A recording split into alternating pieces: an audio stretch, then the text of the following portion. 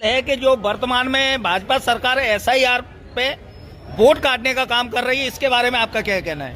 देखिए, पहले भी मैंने कहा है कि चुनाव आयोग के द्वारा जो एसआईआर कराया जा रहा है, इसको हम गलत नहीं समझते। देश में काफी समय से कई जगहों पे पोलिंग बूथों पे हमने देखा, चुनाव में हमने भी देखा कि कई जगहों पे ऐसे भी वोट हैं जो खत्म हो जाने चाहिए और इस समय रिविजन की वजह से नहीं हुए।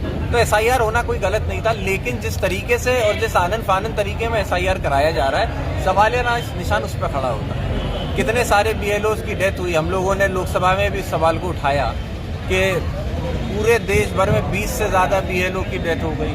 हमारे यूपी में 7 से 8 से ज्यादा बीएलओ की डेथ हुई।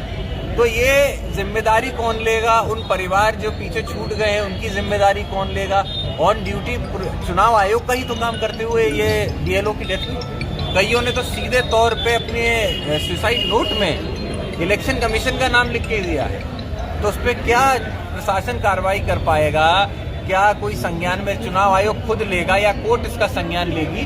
तो ये सारी चीजें देखने की बात है। वहीं जहां ये पूरी एसआईआर की बात है, एसआईआर के जरिए लाखों लाख वोट कटने जा रहे हैं पूरे यूपी की। अगर आप बात करें, आप खुद देख लीजिए, जब बिहार में हुआ एसआईआर तो 64 लाख वोट कटा था।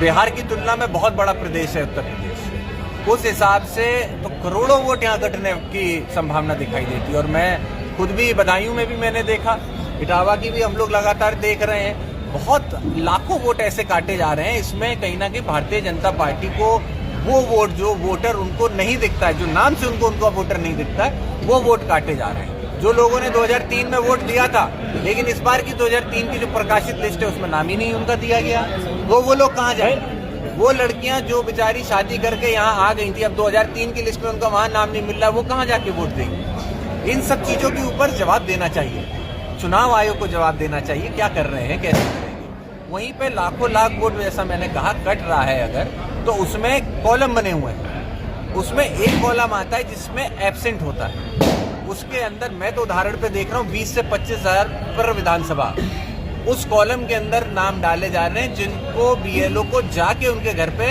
ये चेक करना है एक या दो बार कि वो वोट वहां है कि नहीं, बल्कि उसको एब्सेंट दिखा दिया जा रहा है। अब बीएलओ गया कि नहीं गया चेक करने के लिए, वो आप भी जानते हो, हम भी जानते हैं, कोई नहीं जा रहा है। घर बैठे बैठे सबको एब्सेंट दिखाया जा रहा है और उसके अंदर लाखों वोट काटने का प्रयास बीजेपी सरकार कर रही है। लेकिन हम लोग इसका विरोध कर रहे हैं और आगे भी हम लोग करते रहेंगे। और प्रयास ये भी है कि जो एसआईआर हो, इसमें जो बीएलओज हैं, बीएलओज के द्वारा जो हमारे बीएलएस की लिस्ट गई है, वो लिस्ट ऑथेंटिक होनी चाहिए। हमारे एजेंट्स को बुला के जितने वोट कटे हैं उनकी लिस्ट पूरी चुनाव आयोग दे, ये भी हम लोगों की मांग है। सांसद जी, रुपया की जो वैल्यू घट रही है डॉलर की अपेक्षा, उस पर क्या कहोगे? देखिए, वो तो सबने देखा, ये चिंता का विषय है, पूरे देश के लिए चिंता का विषय है। ये सरकार ने, प्रधानमंत्री जी ने यही 2014 के समय पे दुहाइयां दी थी कि उस समय तो जो डॉलर, जो रुपया था, वो वेंटिलेटर पे चला गया था और इमरजेंसी में चला गया था, पता नहीं कैसी बातें कही थी। लेकिन आज क्या 90 रुपीज और 90 रुपए से ज्यादा डॉलर चला गया है।